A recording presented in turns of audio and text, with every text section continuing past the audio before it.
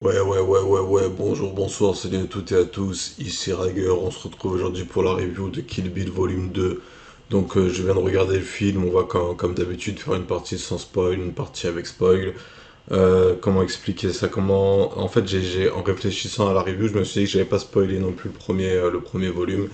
Je pense que c'est des films à regarder, les Kill Bill. Le un était, en fait, le 2 était mieux que le un, du point de vue de l'histoire, du point de vue de la narration, du point de vue des personnages.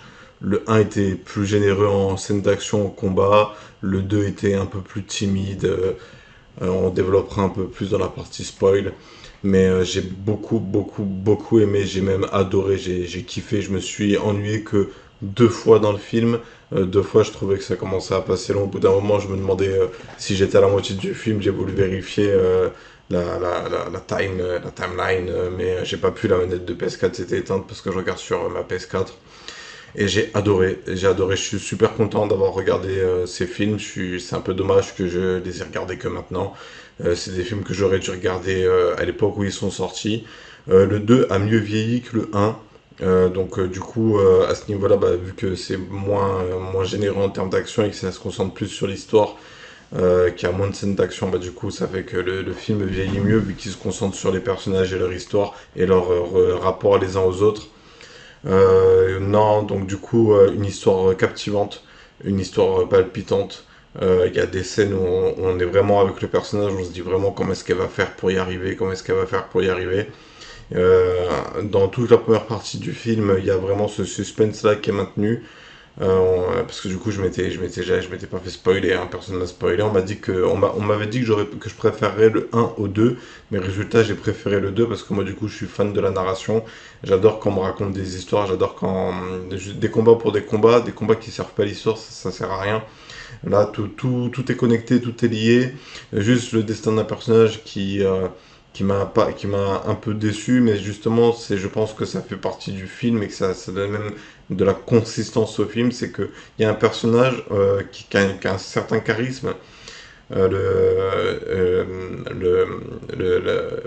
Excusez-moi, je bug, je suis un peu fatigué. Il y a un personnage qui a un certain charisme et on attend de voir comment est-ce que son arc narratif va être conclu.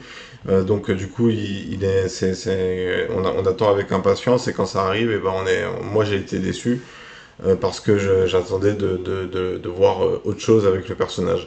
Bref de chez bref, qu'est-ce que je peux dire de plus en partie sans spoil.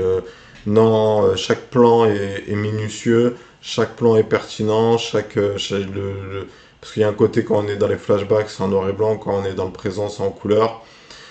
Du coup, on est vraiment, le film nous emporte dans son flow et c'est très appréciable. J'ai adoré. Et voilà, je vois pas d'autre chose à dire dans une partie sans spoiler le un et le 2 du coup. Juste avant de commencer à spoiler, les gars, franchement, si vous avez pas vu les Kill Bill, allez les regarder. Allez les regarder. En plus, j'ai vu que la review du premier a fait une cinquantaine de vues, c'est un peu beaucoup de vues sur ma chaîne. Je pense que ça a dû plaire à certains que je regarde ce film et que j'en donne mon avis. Et donc du coup, let's go, allez, c'est parti pour la partie spoil. Alors du coup, l'histoire reprend après que Béatrice, du coup, on apprend son prénom. Voilà, donc ça fait partie des spoils. Hein. Son nom est censuré à chaque fois qu'il est mentionné dans le un et dans le 2 au début. Du coup, le personnage dont j'ai pas aimé la fin du destin, c'est le frère de Bill, Buds, le videur de Street Club. Parce que je m'attendais à un combat épique en fait contre la mariée. Je m'attendais à ce que voilà, qu'elle revienne en mode déter, qu'elle s'occupe de lui, qu'elle le zigouille bien proprement. Même s'il n'utilise plus l'art du sabre depuis très longtemps, j'aurais aimé le voir se fight, genre dans un final showdown. Il se fait mordre par un serpent, il meurt en 2 minutes. Et en plus de ça, il se fait tuer alors que c'est pas très logique. C'est un peu sadique de la part de la vipère, je crois qu'elle s'appelle, là, celle avec le bandeau. Dans le sens où ils capturent leur cible. Il aurait pu la garder en vie et lui remettre si elle l'avait demandé, mais elle lui demande de la tuer. Et il l'enterre vivant. Et il reçoit 1 million d'euros pour un sabre. Enfin, 1 million de dollars. Et, euh, et du coup, il se fait mordre par un serpent dans le deal alors qu'il avait tout respecté. J'ai pas compris ce move de cette méchante. Elle tue par pur plaisir. Je pense que c'est ça un peu la chose à retenir. Ensuite, j'ai la conclusion. Alors, on va d'abord parler de la meuf au bandeau. J'ai adoré la fin de son arc narratif. Elle est même pas tuée. On lui arrache le seul œil qui lui reste. On la laisse être aveugle et vivre le reste de ses jours sans voir la lumière du jour, sans plus rien voir. Et je trouve ça juste super satisfaisant. C'est un personnage détestable, hein. Depuis le début, elle était détestable avec ses manies, ses petits airs, patati patata. Ouais, je suis une méchante. Ouais, je fais des trucs de méchante. Elle était relou. Mais je crois que c'est justement, c'était voulu qu'elle était. C'est le genre de choses qui était voulu, un personnage détestable. Et un bon personnage qui est détestable, un peu à la Malfoy dans les Harry Potter. C'est-à-dire que c'est bien écrit, mais qu'il est détestable, mais que. Ou Geoffrey. Et c'est vraiment dans cette lignée-là de méchants. Et bref, ensuite. Ouais, donc la retrouver avec la fille. Bah, moi, du coup, je m'y attendais un peu. Enfin, je m'y attendais, mais je m'attendais à ce qu'elle retrouve sa fille. Mais la manière dont elle la retrouve, je m'y attendais pas. Genre en mode, elle arrive en mode, je vais tuer Bill, je vais tuer Bill, je vais tuer Bill.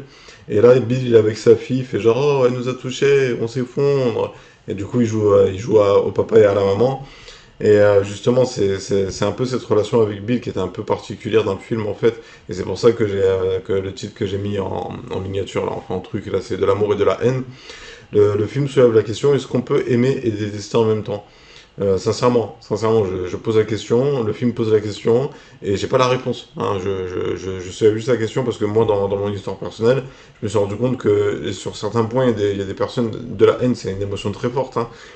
Mais à une période de ma vie, j'avais vraiment de la haine envers mes parents, mais en réalité, aujourd'hui, à l'heure où j'en parle, j'aime mes parents, je leur souhaite du bien, même s'il faut que j'apprenne à mettre des limites et patati patata. Et du coup, non, c'est un film vraiment. C'est époustouflant en fait, pour un film d'époque et tout, ça devait vraiment sortir du lot. Les gens qui ont fait les Kill Bill à l'époque, ils ont dû en prendre plein les mirettes. Ça mériterait presque. En fait, parce que là, du coup, j'avais vu sur internet qu'il y a un volume en plus qui va sortir.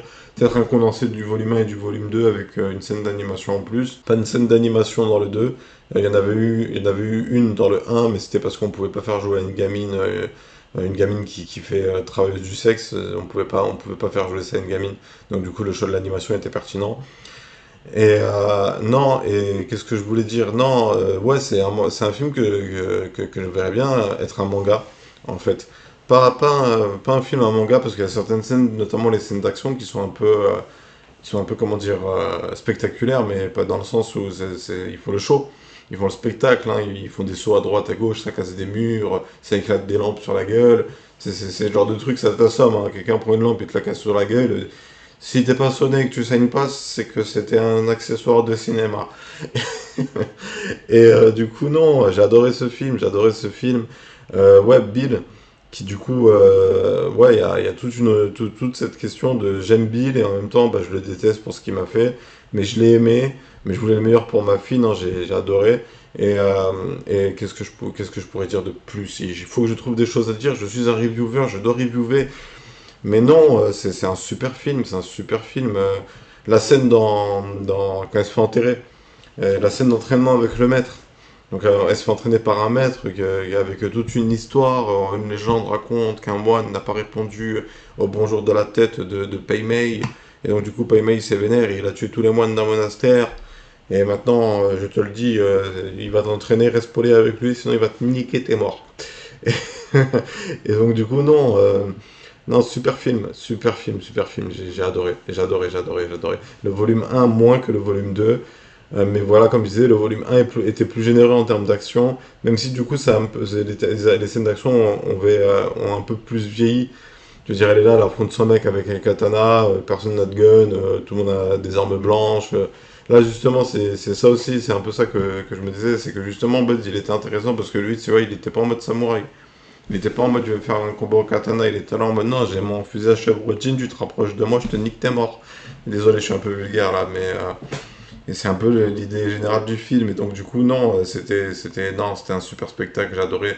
Il y a les moments où je me suis ennuyé, c'est un peu un peu quand il enterre justement la mariée, l'héroïne, hein. J'étais en mode, pourquoi il l'achève pas d'une balle dans la tête? C'est un peu le genre de truc que tu dis dans chaque film, quand le méchant, il laisse le héros en vie et qui lui met une épreuve à surmonter pour sortir vivant de cette affaire.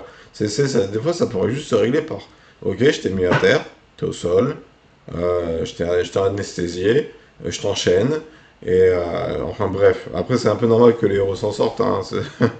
Moi, un film où les héros s'en sortent pas, on a eu droit à ça avec un des films Marvel.